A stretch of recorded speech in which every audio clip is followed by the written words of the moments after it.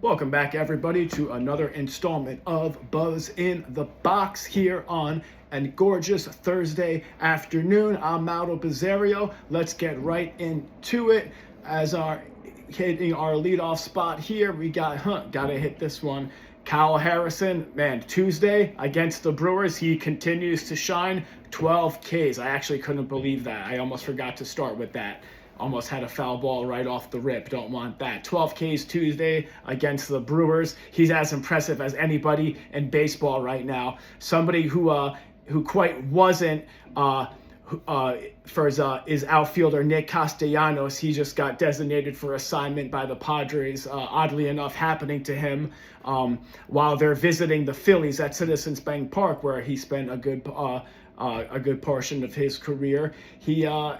He did have 20 RBIs and 4 home runs. That's in 39 games this season. But the 560 OPS he has right now, that's a bit of a tough one. Let's see what goes down with Castellanos this week, as he was just DFA'd by the Padres. Interesting stuff here now. The Tigers are coming off of a sweep of the Rays. You heard that correctly. Tigers sweeping the Rays, not getting swept. The Tigers have 13 in a row by sweeping the previously hot Tampa Bay Rays, who looked like they could do no wrong in the beginning part of and middle of May, to be honest. But Tampa has now lost 8 of the last 10 games. It was a pretty tough one for the Rays, as they've lost 8 of the last 10. It was 7-2 Tigers last night over those Rays. Dylan Dingler continues his good power season, hitting his 14th home run. He still leads the team. Troy Melton, a guy who we have to have on our fantasy radar, was absolutely possessed on the mound, allowing just 2 earned runs in 8 innings while striking out 5. Very impressive. He's really starting to make a name for himself, especially in fantasy terms, and that's what's getting the that's actually even more impressive. I think that matters because he's doing it without racking up the high strikeout total. It was 7-3 Tigers over the Rays as they finish off the sweep. The Rays, after having a hot start, have now lost 8 of the last 10. They'll try to right the ship coming up a little bit. Troy Melton, unbelievable. Only 4 earned runs in his 3 starts this year, and he's gone at least 7 innings in 2 of those games. Small sample size, but if he keeps that up, it's more than an interesting stretch. I think it's a difference maker in a fantasy league, especially at 25 years old in Dynasty. I think I'll start working on getting him sooner than later. Moving on, the Astros scored 6 runs in the 8th inning to beat the Padres 11-9. Wow, that was in Houston. The Pirates denied their 5th win in a row in very dramatic fashion. The Athletics walked off the Cubs in Sacramento thanks to an RBI single by Big Amish Nick Kurtz. He's crushing it.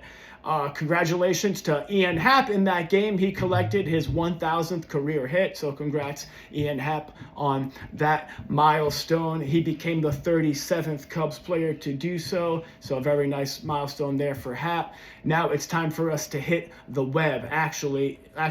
Logan Webb, that is. He took a no-hitter into the 7th inning as San Francisco shut out Milwaukee 1-0. 7 innings for Webb in a masterful start. As a matter of fact, he was the best Spider-Man we've seen. He was getting a lot of soft contact there for a lot of batters, but just 1 hit and 1 walk in 7 innings in the shutout victory. Something of note here I find interesting: the Giants' last 2 wins. 2 wins ago, they scored 19 runs, and now they win 1-0. So the last 2 wins, 20 runs scored, 19 in one game, 1 in the other. I just don't think you see that very often. You never know what can happen, but that can happen in baseball day in and day out. That's why it's the best sport.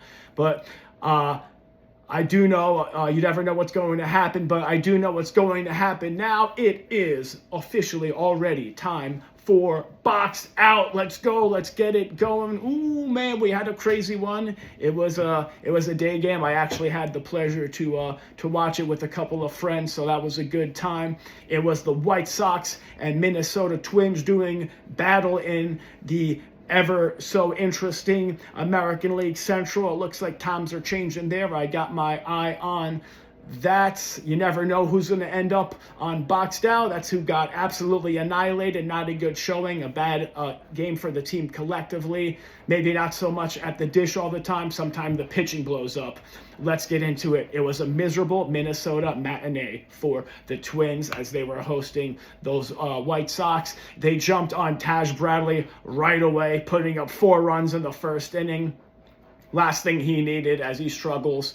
4 hits and a walk for Sam Antonacci. He's back on it. Watch out for him. Andrew Benintendi had good intentions. He was seeing the ball perfectly with 3 walks and an absolute monster home run in the 8th inning. That was awesome. Chase Mydroth had another good game again. And even recently called up shortstop Jacob Gonzalez got in on the action as he had 2 hits and 2 RBIs. I really do think within less than 3 years possibly that this is going to be a lineup that starting pitchers are, I don't want to say they're going to give them nightmares just yet, but they're going to give them a hard time and they're going to make them work because they're starting to amass contact, speed, and now even a little bit more power are the White Sox.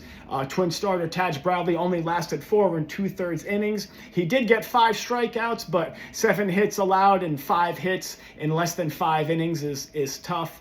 That's tough pitching, man. That's always going to get you into trouble. Another rough start for Bradley. The White Sox do avoid the sweep. However, while also, the Twins avoid the sweep, the White Sox actually have now won 7 of their last 10 games. Watch out for Chicago. It was the White Sox 8, Minnesota Twins 0. Sorry, Twins, you got boxed out. Let's go. Some other news now. It was Garrett Cole finally came back to earth a little bit, but as the Guardians tagged him for 3 runs last night. However, it was big flies.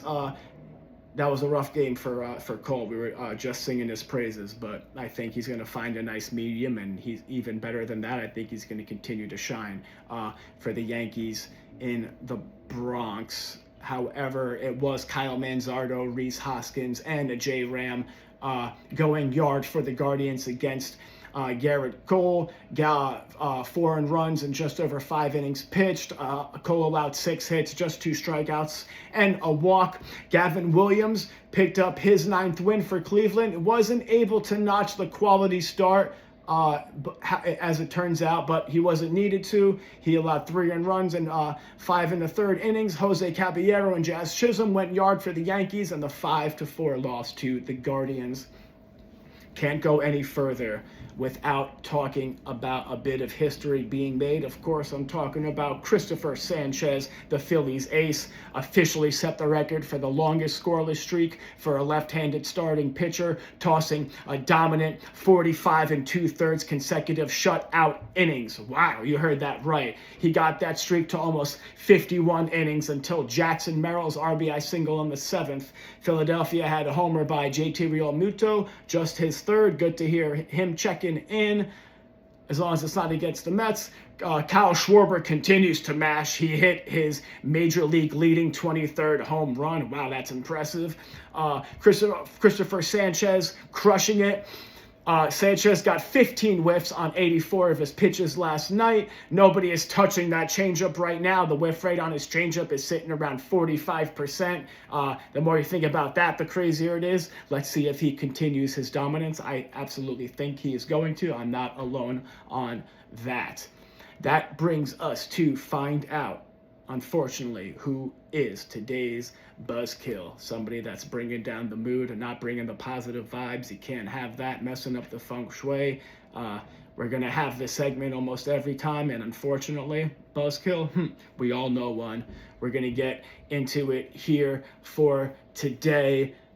today's Buzzkill, really rough stretch at the plate for this catcher, not exactly known for his bat, but he did hit 271 in 2024, so we're not going to pick on a guy that's known for never hitting and just saying, hey, they're doing bad. We do have to acknowledge this rough stretch of play by Freddie Fermin. His defense is still elite, still one of the best pop times of all catchers and the majors as far as getting the ball to second base. He always has great chemistry with his pitching staff. That's been noted. The stolen bait rate success against him, I think, is under 67%. That's excellent. Even beyond that, it's hard to do much better than that these days, but we're talking about him now. But because even by his standards, his poor performance with the bat, he is now hitless in his last 26 at-bats. His last hit coming on May 14th, and that's when he was still getting regular playing time. He's already starting to lose some time because of that. A minuscule batting average of 130. Man, talk about not hitting your weight. 100. That's in 116 plate appearances. So still time to work on that. That's more or less, non-existent at 170. That's slugging percentage 170. That's really tough. That's like getting no hard contact on the ball whatsoever, considering he has yet to hit a home run this season. On the bright side, he does just need one home run to tie his teammate Fernando Tatis. A little joke there. However, keep it moving. Freddie Fermin did get an RBI a few games ago. I think that was a sacrifice. Might have hit a foul ball on that. Let me know if I did that in the comments. Always appreciate that. He didn't register a hit in that RBI. Maybe that starts to get him going slightly in some way, but hitless in the last 26 at-bats. The OPS is 403. Unfortunately for that reason, Freddie Fermin, you are today's Buzzkill.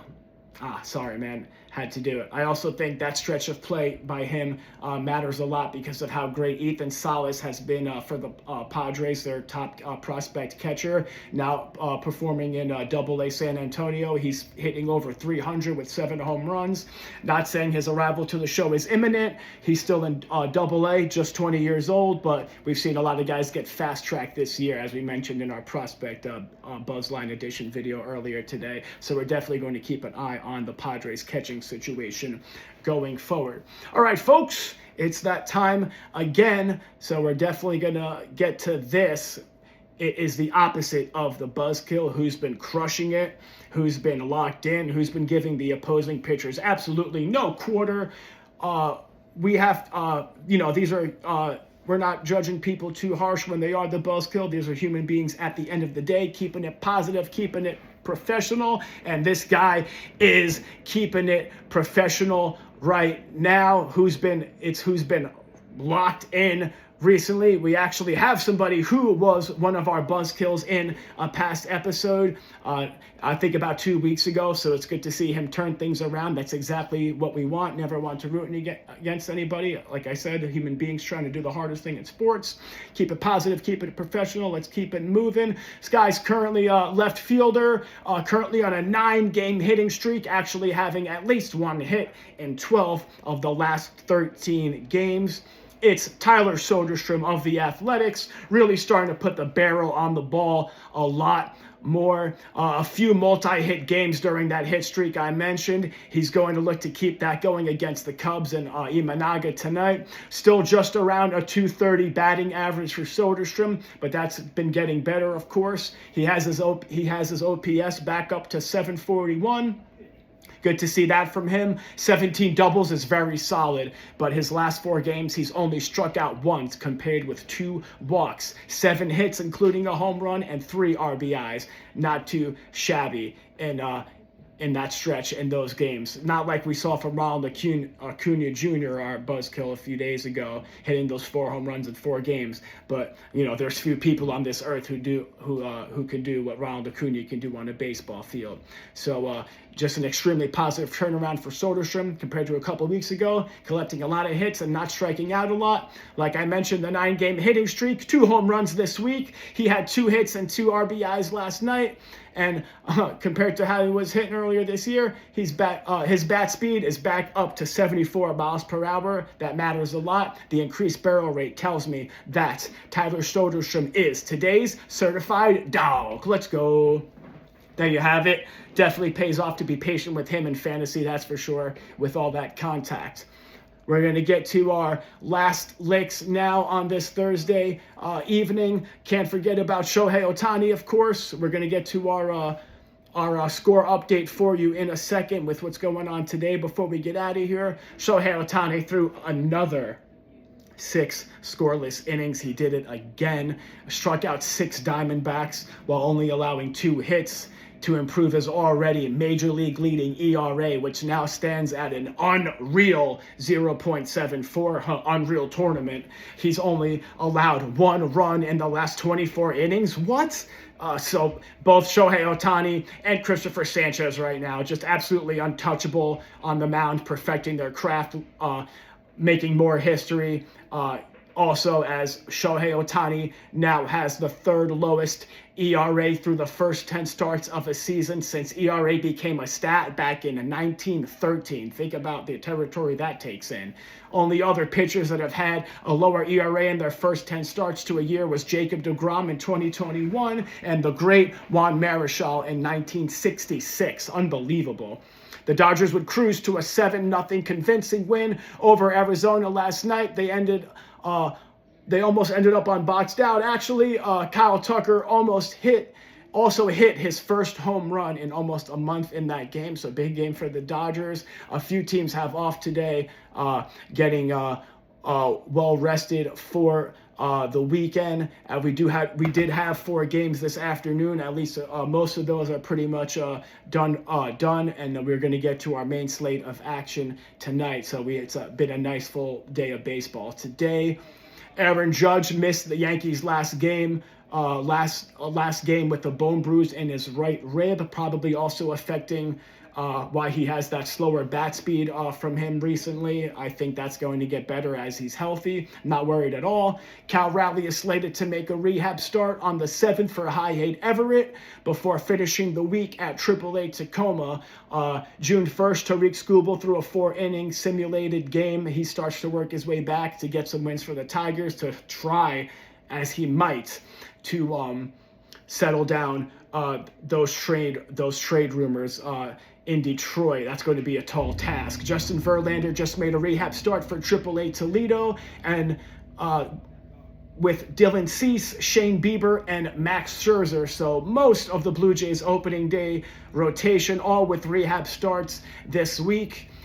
Francisco Lindor began some baseball activities, not quite ready for a rehab start yet. Man, the Mets are really going to need him to get going pretty much as soon as he comes back. The Mets have the day off in our Mets moment here after salvaging the series against the red-hot Mariners. They beat them 7-1 yesterday afternoon. Carson Bench has been very exciting to watch for the Mets. He stole home yesterday. Very happy to have him in a dynasty league right now and have a share in him. Please, on your way back to the clubhouse, like this video, subscribe to the channel if you haven't already, and share it with anybody you think might be interested in Major League Baseball, baseball at all, or fantasy baseball, especially dynasty points leagues. You'll definitely want to subscribe if you're into that. We really appreciate any and all love and support. It means more than you know. We have nothing to hide and everything to gain with you on our side. Like always, drop us a comment down below, or let us know if you hit a foul ball on anything. Let us know if there's any team or even a fantasy player we didn't talk about. We'll get into it in one of our next videos for sure. Give you a shout out. We welcome especially any fantasy questions and player outlook that you're looking for. If you're curious of, let us know and we'll definitely get to it. We do have got voting for the All-Star game coming up very soon. Very excited for that. Especially we're thinking about possibly we're definitely going to be doing a show about the All-Star voting and some guys we think might get snubbed and who we think should actually be in. We'll talk about if anybody gets snubbed this year. Thinking of possibly going live for some of the All-Star game or the Home Run Derby, so let us know if you want to join us in that. The link to our TikTok is on our page here. Don't forget to subscribe there. Catch that and our YouTube shorts throughout the week to stay even more in the know with news, injuries, hot streaks, and especially how prospects are performing in the minor leagues. Call-ups are happening very quickly, a lot of fast tracks this year, and you don't want to miss the next one. We're going to keep you in the know. We always welcome comments about players or teams you want to hear about, and we'll talk about it. If you guys want to know about, especially, if you think somebody else or should be our next Buzzkill or who should be our next Certified Dawg, we'd love to hear from you. Thanks again for all the love and support. It means more than you know. For Buzz in the Box on this Thursday, I'm Maldo Bazzario. Goodbye for now. Catch you next time.